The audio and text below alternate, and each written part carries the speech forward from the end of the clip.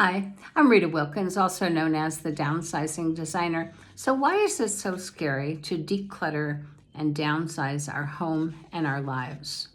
So there are so many hidden emotional layers when it comes to decluttering and downsizing our homes, thinking that there are things that we just don't want to admit or to talk about. So on the surface, we all know how physically taxing and exhausting that it can be. We also know how much time it's likely to take to sort, donate, and dispose of many of the possessions that we've accumulated over all those years.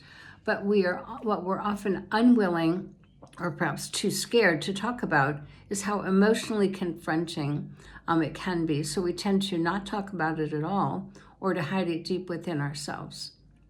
So as a result, we hide the real reasons why we're afraid, because on some level we realize that clutter is not just what we see in front of us, but it's also how it impacts what's inside of us.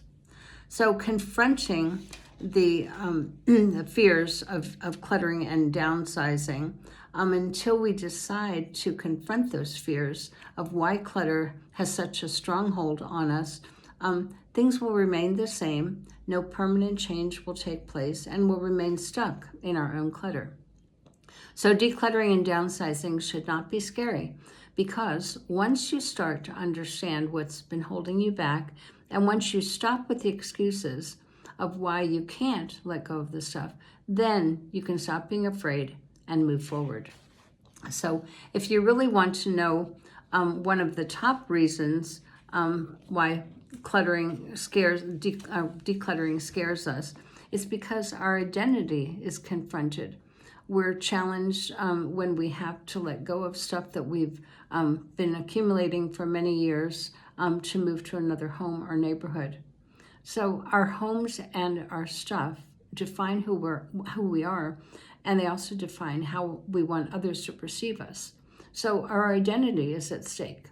So that big house, the nice car, the designer clothing, all of these represent success, not just ourselves, but to also to others. So number 2 is our homes and our stuff are what make us unique. It makes us feel safe and secure. And number 3 is our homes and our stuff remind us of who we were.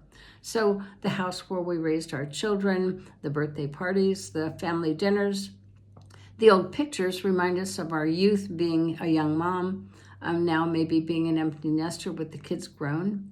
And then the clothes in our closet, they might remind us of when we did, fit into a good 6 or 8. So our number 4 is that our homes and our stuff also remind us of who we wanted to be. So this is more aspirational, and this may or may not have happened yet, but books that we've collected may suggest that you aspired to be a motivational speaker or famous author. Videos and CDs may suggest that you hope to run a marathon or do an Ironman or maybe climb Mount Kilimanjaro. So it's scary to let go of all that stuff that reminds us of who we are, who we were, and who we wanted to be.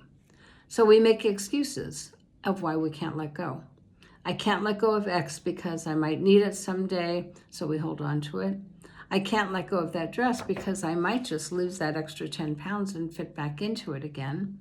And we also make excuses like I can't let go of those photos because I will lose the memories of my mom, or I can't move or declutter because I have too much stuff and too many memories, and besides, my kids grew up here and maybe they're going to want it someday. So overcoming that fear of change and embracing a new path. So these convenient excuses keep us or stop us from decluttering, downsizing, and moving on, and also just change.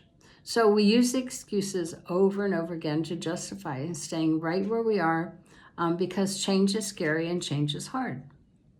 But once you see that these excuses are really what they are, they're obstacles and barriers, and once you decide to confront them by challenging those outdated identity and beliefs, once you admit that they've been limiting your thinking and your actions, then once you come to terms with the fact that that you've grown, your kids have grown, you've changed, your kids have changed, that your lives are different now.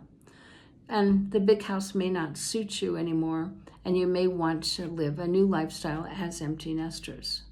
We can then start to see the benefits and possibilities moving to a smaller, more affordable, more manageable home might be. With less stuff, we'll be more agile, free to travel and explore and to try new things.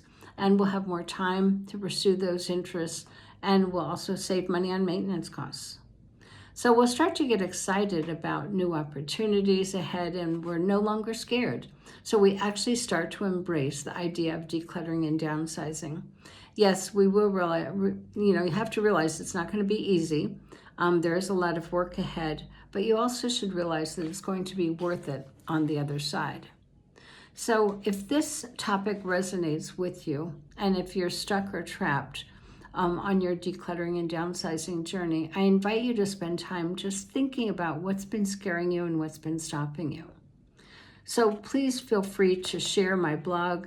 Check out my YouTube videos on downsizing, decluttering, living with less. Make sure that you like and subscribe, and share with friends who might also be on a similar journey and are facing similar challenges.